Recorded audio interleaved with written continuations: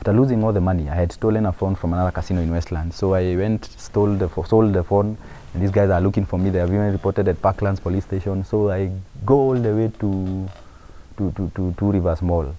Steal another phone from a customer after lying to her that I want a phone to call somebody to ask for money. They were also gambling.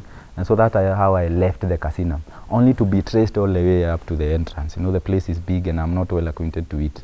So as I'm leaving the place, I see these bouncers following me with motorbike guys, and I start running and they get hold of me. The motorbike guys want to touch me and ban me. Some have even come from Roaka, but this bouncer, I had given him some money when I was winning in the casino. So he was like, you know, Mark is a good guy. You guys, let us take him to the manager of the casino. Let us not beat him up. I felt like if I go back to rehab and work there without telling anybody, maybe these guys are going to see that I'm going to lie to these people that this is my journey, this is where I want to be at, and this is my passion, and they won't know. I will be before they get to know. I will have already changed. I will have already worked on myself. But that was a lie, because I still had the same issues. I'm still going out to clubs and strip clubs and all that, and I'm still hanging out with the bad guys and all that, even though I'm in rehab. I remember I got into rehab. I'm still sneaking in some things for the clients. I'm giving them money, they're giving me money to bring them stuff and all that. And even though I used to help so many, I still never felt like I was doing anything to myself. So I started having issues with the relationship with the girlfriend, relationship issues with my family. And it came to a point where now I started thinking of suicide. I actually started actualizing it. I get paid for a month, something I've worked for a month, it's gone in a day. It's gone. Sometimes even you never used to last for a week. So, and that's how I ended up August 2021. I have issues with the relationship, I have issues with everybody. The girlfriend I'm with at that time is trying to tell me, Mark, you have so much potential change. I'll be on the other side waiting for you. But I want to force things in my life. I want to force her to stay in my life. I want everything to stay the way I want it to. And on the other hand, I haven't solved the issues. It's like pouring water in a mtungi that has some holes on the down there, so the water definitely won't last there. And that's what I was doing. I was trying to bring people into my life, having not worked on myself. That's the thing I was used to. I was used to thinking that I will bring these people, I will blame my dad, I will blame things in my life, the tradition and all that. So I ended up losing that job, and I lost that job because of one thing. One day I have this friend of mine called Majid. Great rich guy, has just left the rehab. He invites me to a certain party he has at Village Market to celebrate him live in rehab. I was the counselor, and the family had loved the fact that I had helped him through the process, and they loved it. And he actually told me he stayed in that rehab because of how I had helped him and all that. So I get to Village Market that day. He gives me money. We go all the way to a rehab where my mom had gone to for 3 months because she had alcoholism issues. And that day I got hit seeing my mom in a rehab. I'm like, wow. And I know the problems I'm going through in my life. I'm helping people, but I have so many issues in my life. So I go back in the evening after leaving Majid. I go back to the rehab. And that week I had tested so many psychiatrists and asked them about some medicine like diazepam and all, and this kind of medicine, and I had asked them if they would kill somebody. So I had studied so much to know what would kill me. So I took some coke. I never wanted the taste to be in my mouth. I took some coke, took an overdose of all these medicines, and from Sunday I found myself laying in a bed unconscious after being unconscious for the whole of Monday and Tuesday. Now I was in a hospital bed in Limuru on Tuesday, and the doctors were like, God saved you. Nobody has survived those drugs you had taken. We tried to dunga you that medicine, and you survived by God's grace. So at that time I lose the job. The owner is like, even though you have been so good at our company, at our rehab, we keep you here again, a suicidal person here, you might die and you will be blamed, which was true. So I lose the job. I start going back to Gekomba market at that time. I remember I have no house. So this is what I used to do at that time. I was told to go back to the village by my dad, and I refused. I never wanted to go back to our home. My mom is in rehab at that time, so I never want to go and live with my dad. That was the last thing I would have done at that time. At that time, I have a relationship which has started coming back, but this lady started. I mean, I'm suicidal. Who will want to be with that guy at that moment? And I had put so many people lives in chaos. My sisters would call my friends and crying, saying what exactly is happening with Mark. My friends, the girl I was in a relationship with was crying all the time, and I put them through so much actually. So I tried to go back to Gikomba market. At this time I have no house. A friend of mine gives me one of his houses where the girlfriend used to live, and start living together. That is the kind of friends I had. You see, friends who are amazing, who would start living with a girlfriend and give me his house, the house that belongs to the girlfriend, and I started living there. Before I went to him, I used to even go to houses. I find this caretaker and I'm like, do you have a house which has not been rented? And I will sleep the whole night there. But on this day I told my friend that I want a place to sleep, so because I want to work at Gikomba. I go back into Gikomba market. I think that this is the place God was to bless me at. I still have so many issues I haven't let go, like the stuff I lost. It took me a long time to just let them go. The things I had lost in my life, like I never wanted to release them. I never wanted to release people to live my life at that time. So I go back into the Gikomba market, but I am still gambling. I'm now have known so many casinos, so I start gambling. So after staying for a month, I ended up being running away from Gikomba with people's money again. And this time now, the things I did were terrible, because I ran away with so much money, because I had because I was gambling now in so many places and losing a lot of money. So I started stealing from the casinos to see if I steal, I'm going to be banned from one of them. So I gambled one day at a casino in Ruaka back then, one day. After losing all the money, I had stolen a phone from another casino in Westland. So I sold the phone, and these guys are looking for me. They have even reported at Parklands police station. So I go all the way to Two Rivers Mall, steal another phone from a customer, after lying to her that I want a phone to call somebody to ask for money. They were also gambling, and so that's how I left the casino, only to be traced all the way up to the entrance. You know, the place is big and I'm not well acquainted to it. So as I'm leaving the place, I see these bouncers following me with motorbike guys, and I start running and they get hold of me. The motorbike guys want to touch me and ban me. Some have even come from Ruaka, but this bouncer, I had given him some money when I was winning in the casino. So he was like, you know, Mark is a good guy. You guys, let us take him to the manager of the casino. Let us not beat him up. And that's how they forgave me. So I'm taken back into the casino. The manager is like, has he given the phone back to the person he stole from? Yes, I had done that. So the plain police officers were called, the CIDs were there, because they thought this is a gangster and he's the one who wants to terrorize and make a bad name out of TRM. But after talking to me after such a short time, they realized this is not the guy we thought he was, maybe. So they asked me my ID. I don't have an ID. I am beaten by this guy by this CID officer to try and reveal some information. He says that I believe you have people you are stealing with, and I want you to tell me the cartels you have. And I try explaining him, it's gambling which has made me this way and all that. And they told me, stop blaming gambling. We also used to do those things, and we quit them because we realized what they were doing into our life. But I didn't see that. I was already sick. I was already a sick man, and I had gone down the road when it comes to gambling. So at that time, I'm taken to Runda police station. There, those police had me with some pliers, and I had so much pain at that time. I had already started stealing from my friend who had rented me, who had given me his house. And so at this time, he has already told the caretaker all the stories about what I had done. And so the caretaker tells me that I have to go back into the village, see if I would see a way to get help. Because if I continue doing these things, I'm going to get banned in Nairobi, or I'm going to die, I'm going to lose so much. So I go back into the village. My mom has left rehab.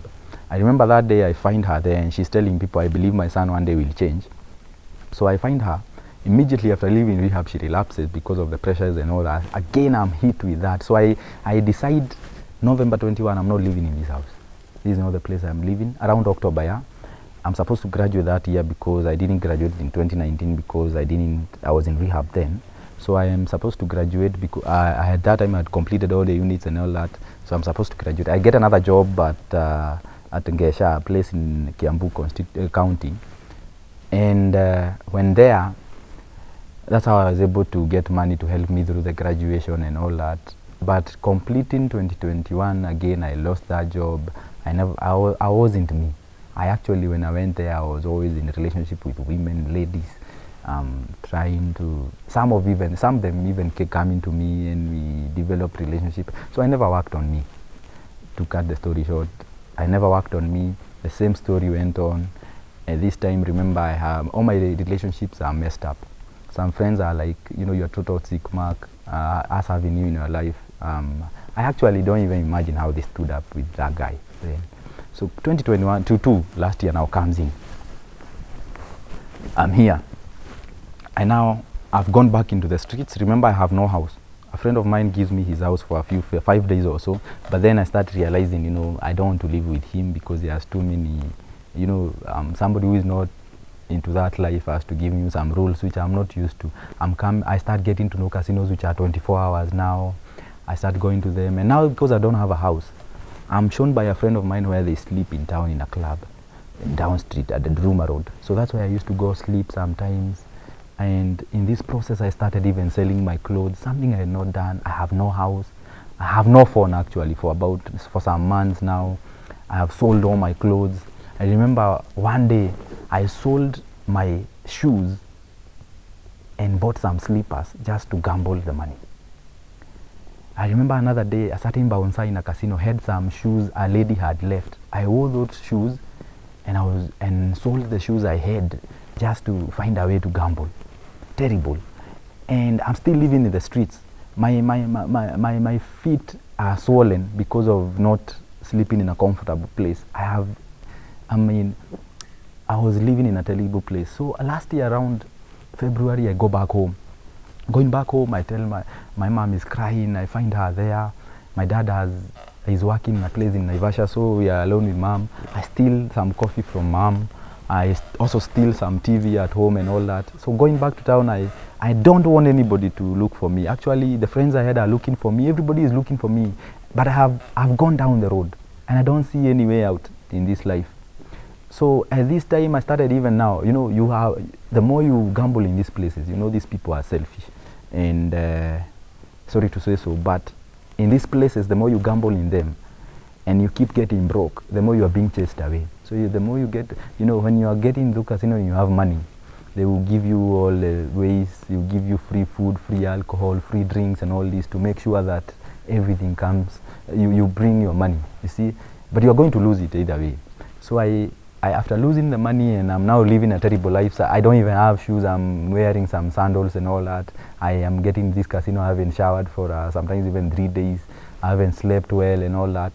So I get banned from most of these high-end casinos. And now I started gambling in betting shops.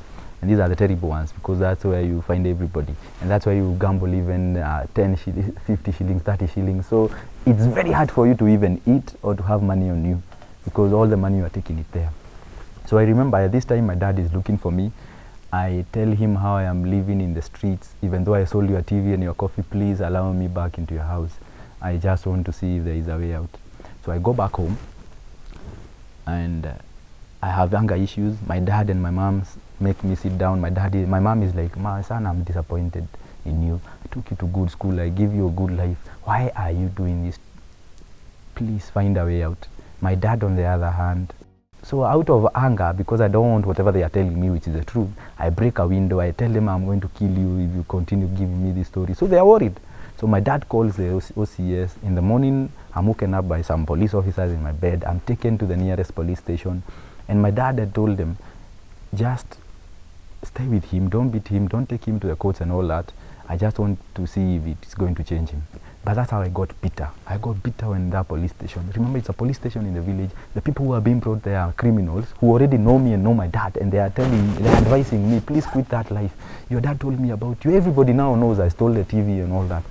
So I start realizing this is not the life I want. So I lied to my father that somebody has called me back into Gekomba market, gives me some little money. I go back to Gekomba market. A friend of mine we are in campus with gives me some place to start hustling at and all that.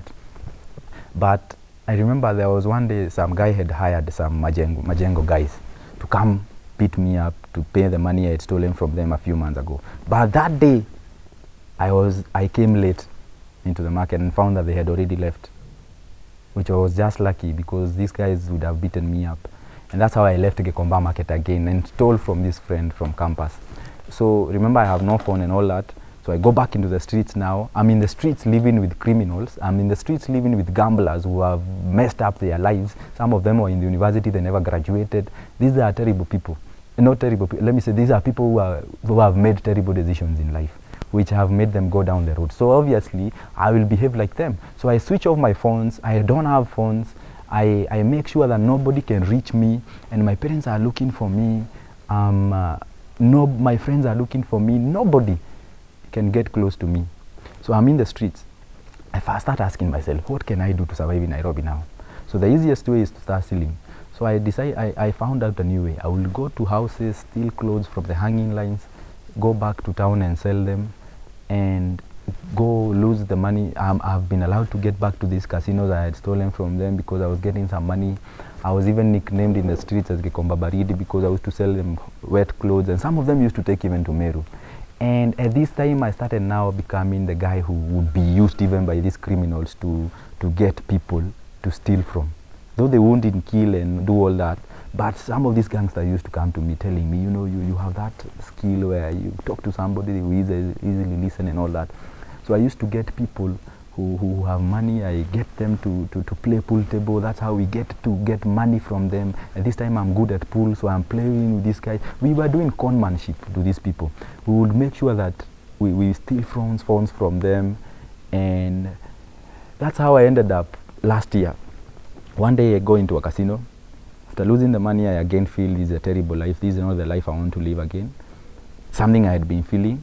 I had been postponing the suicidal thoughts because in this life that I'm living, it's making me some way comfortable because, you know, you are sleeping in the streets, you are stealing some money, and you're going back into the street drinking, chewing the cat, the mirror and all that, and coming back into the comfortable places in life. So I go back again.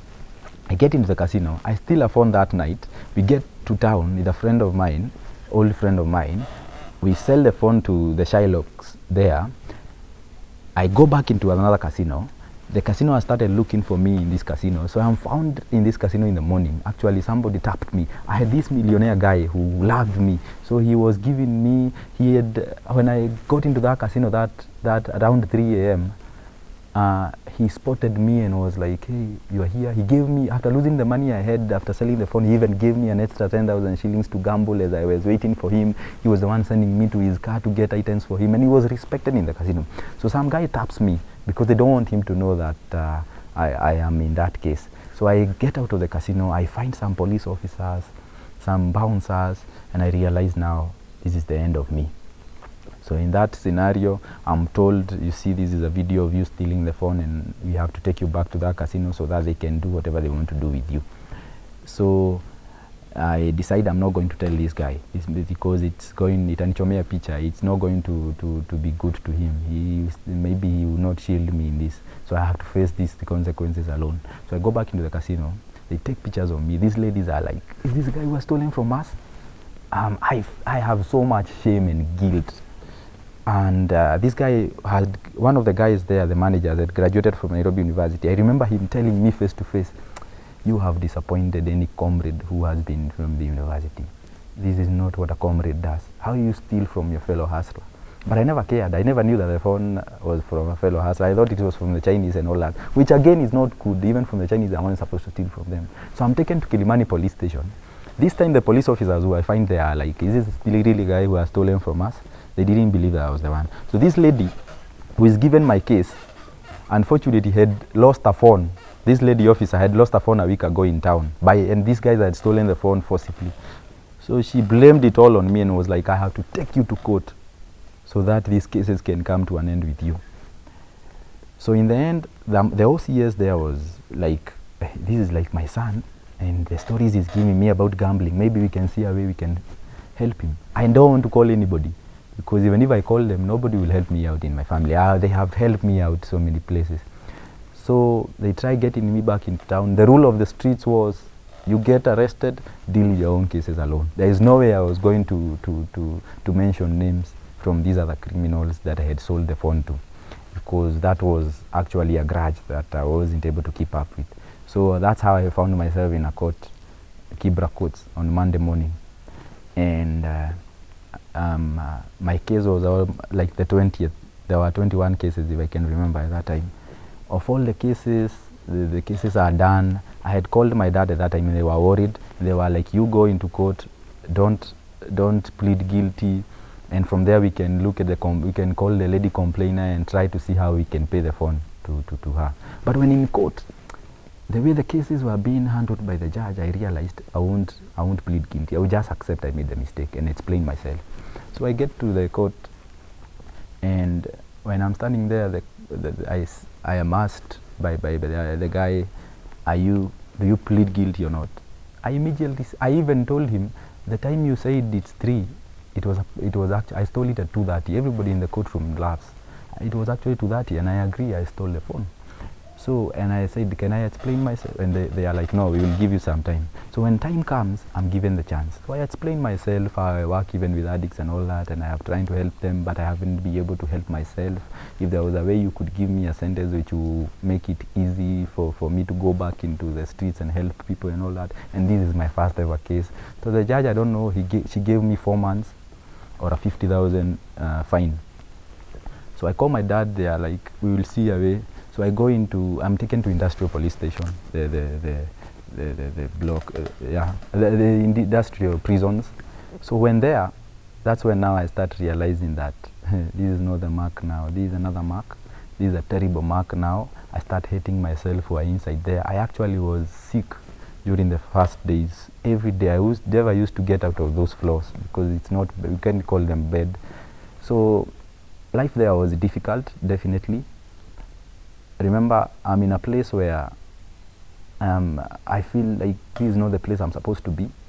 I believe, I don't even know what my friends are doing or anybody, but I believe they have moved on. So all those things are giving me so much pressures. Like, so when I'm in there, luckily, one of my aunts knew the head of the prisons. So the head of prisons, after inviting me into his office, liked me. I don't know for what reason. And he used to invite me like daily into his office, and he would read the word of God to me, telling me, Mark, you need to change. Maybe you'll be the reason, the voice of the people out there. Please change just for this one time. I never used to listen. I go back into the rooms. You know, there are drugs and everything there. Though I had decided I won't use anything. And my family had promised to get me out of jail after 1 month so that they could see if I had changed. And so I was just there, knowing that after 1 month I would be done. So I met this Nigerian friend of mine in jail, told me that he has been incarcerated for 2 years, and he had accepted, and he knew he was going to be successful. And he showed me how he was a staunch Muslim guy.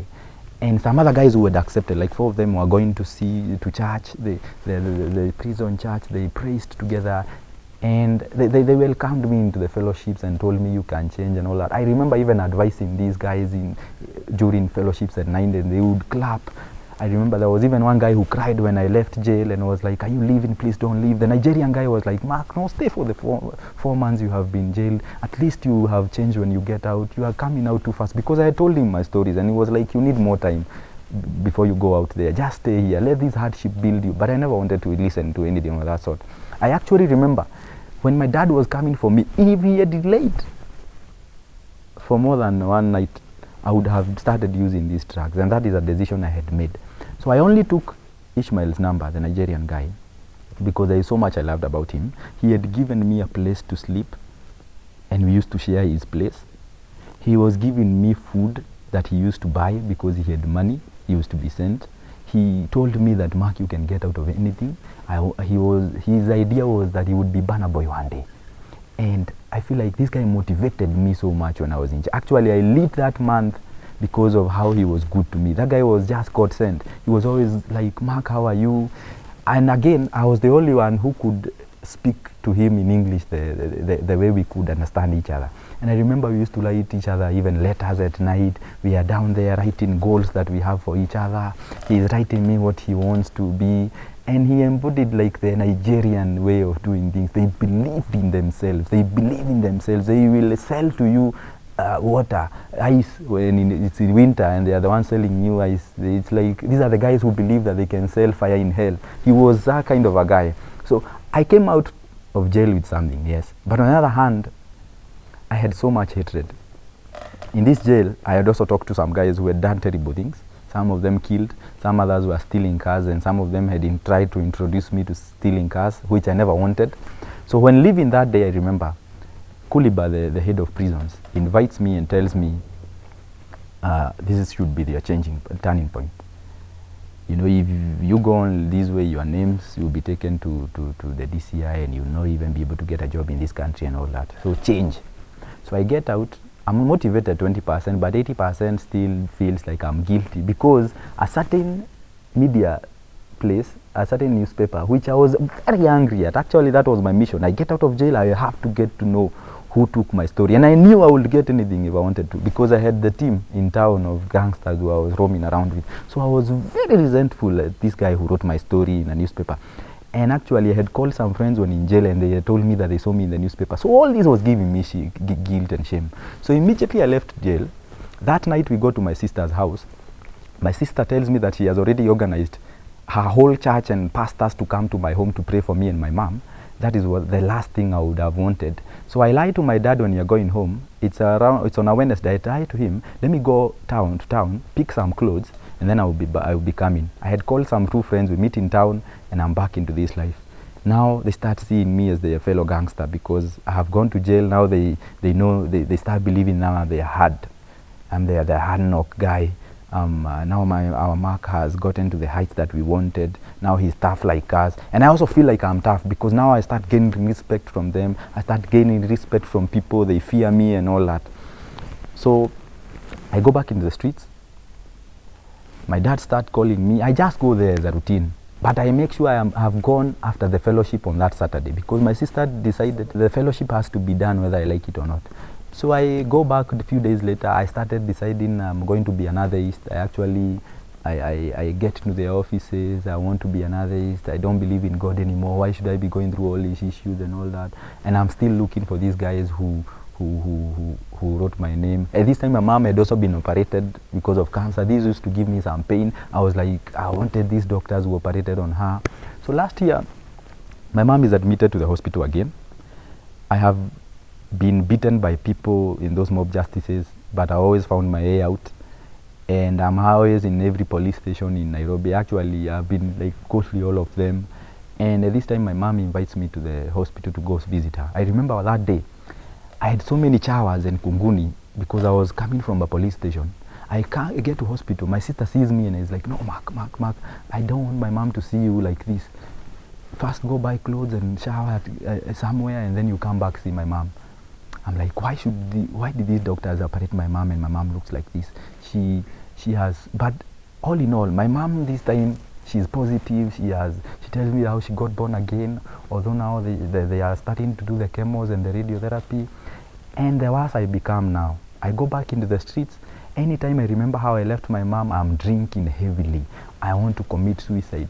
I am having issues with all these ladies I'm dating. I'm beating them up and all this. I am having issues with guys out there in the streets. They fear me, remember, but I am having issues every time, fights and all that. So all in all, the year is coming to an end. January 1, we are from a stealing escapade. My rule was don't kill anybody, don't hurt anybody when you're stealing. That was my rule. So this night we steal a phone from someone. I have lost all the money at around 5:30 a.m. A guy calls me and tells me, a guy calls me through a friend I was with and tells me, your dad is looking for you so much. I get to know maybe there is something which has happened which is not right, because the last time I had seen my mom was 17th December. So many things have gone on. I don't have a phone. So my dad had to look for so many options. For all the numbers I had trying to call him with, he looked for this one number. So my dad calls me and is like, have you heard? Your mom is dead. I hit the table because we were in a hotel, and my friend is like, what's up? This friend of mine is a guy with money, so he gave me 3,000, told me to go to the mortuary and see my mom. I call a friend from university. His name is Walker. I call him and I tell him my mom is dead. The first thing he started telling me, Mark, you should use this as a chance for you to change. Mark, I still believe in you and all that. I was thinking, at first, I was like, I have to go for my dad. I believe he's the one who has made my dad die. I have to go for those doctors who operated on my mom. And I have to go for that guy who reported me, who published my story on that newspaper. So I go to the mortuary. my family, everybody is worried. Is this Mark? My body, I have, my lips now have been damaged because of that cheap liquor I had been drinking, and every day I have to chew the mirror because you can't survive that life. I couldn't survive that life sober because I have so many thoughts. So that time, I remember one night we even fought with my dad, almost fought. He fought me, but I never fought back. And that was the turning point. I felt like I don't want to do this. My sister could even face me. They were like, we are done with you and all that. But my brothers-in-law still believed in me. They were the ones coming and saying, Mark, we don't want to see our fellow brother, sleeping in the streets. We don't even know where he sleeps at. So please use this as your turning point. Everybody was telling me that. So before my mom's burial, which was on 10th January, I decided I have to change. My friends came visited me before my mom's burial, and they were all saying good things about Mark and all that. And I started realizing there is so much I haven't seen about me. I only look at the bad side. I only look at those things I was told about me. So maybe I can use this chance as a chance I want to change. So I called my dad. I tell him, Dad, this was the first time I've ever done this to my dad. I told my dad, Dad, I want to change. I want to be a better individual. And I want us to be better now from today. I remember the night I faced my dad face to face. He brings a guy called Willie. Willie tells me about his drunk dad, how he comes home, he's drunk all the time, hasn't even paid school fees for anybody. He had to educate himself, didn't go to school just because of this. And I realized, wow, so there are guys with worse of fathers than mine, and they still love their fathers. And he told me, you have to love your dad the way he is. And from that day, we have never fought with my dad. After the burial, I remember during the burial, I told one of the bishops that, please pray for me. And he prayed for me. The whole burial was actually like about me. Everybody telling me, use this chance to change. Everybody and I realized that I have to change. Even if I have to change, if it's not for me, let me do it for my mom. I placed my mom on my wallpaper on the phone I had. And a friend of mine gives me some clothes because I had no clothes because I had been stealing clothes. And the ones I had from stealing, my friend told me to burn all of them, gave me some clothes, and that's how I started living a new life. A friend of mine left me a phone, although weeks later my family bought me a phone. And I bought a Bible, I bought some, and I realized this time I have to do it. And I have to do it in a way I have never done it. So that's why I started reading about David, saying about how he is a sinner in Psalms, how he has never lived a good life and all that. And I realized if I have to do anything, I have to forgive my dad fully. And anybody who I feel like I haven't forgiven, I have to do things which I have never done. Most of them were painful. I would cry alone in my room. Remember, this time I have no help from anybody. I decided I won't have anybody, whether it's a girlfriend, whether it's anybody. I won't use the tactics I've been using, which is running to women, looking for help from friends. I have to do it alone if I'm going to come out victorious. And that's what I did. I would cry to God every morning, asking him, please get me out. And he kept on giving me strength anyway. And I used to cry, being emotional, listening to these clips. And at that time I had this reverend called Reverend Kehoro. I got into his offices. I told him to pray for me. I told him the whole story. He started motivating me, giving me to places to speak to high school students, and gave me a platform to actually improve on my life. I started realizing that now this is the journey I should have followed all through, but I have no time for regrets. And that is exactly what I've been doing. Actually, my best friend now is my dad, and he was my worst enemy. You see, he's my best friend now. We discuss, and I ended up realizing that the person I had been running away from was the person who meant so much for me. And right now, he's the man calling me all the time, telling me, he calls me powerhouse because he believes I have so much in me that I can unleash out there and for the Lord. And he motivates me. He was always there for me even when I was down there, and I love him so much. My sisters, I don't know what I can ever pay them with. I know they might still not believe me fully, but I still love them to death because they gave me so much. And my brother-in-laws and my nieces, my friends, amazing people out there, giving me clothes, giving me words of wisdom, believing in me and in any idea I have. Right now, my family started up a rehabilitation center where we are helping addicts. My dad is 19 years sober now. So with him, we are working with addicts, trying to see if there is a way out. I am working with some university students to show them what addiction can really do into your life. And even if you have been chased out from church or these places, I mean, go back and focus on God, not on people. Focus on God. Some of these journeys you have to do them alone, not with the assist of a girlfriend or a father or who. You are the only one who can go through this process. You are the only one who can start loving yourself. And I believe this future is made of us, young people. We are the ones to inspire this generation. We are the ones to bring an end to all these things that the devil is trying to throw at us.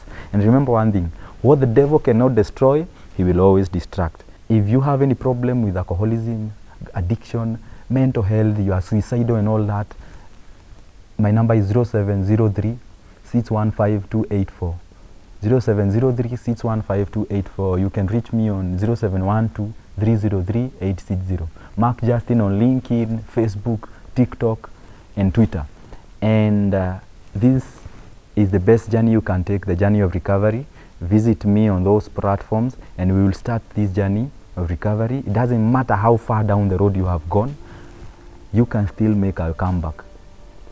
So believe it, believe in yourself, visit us, Savali Rehabilitation Center. Yes.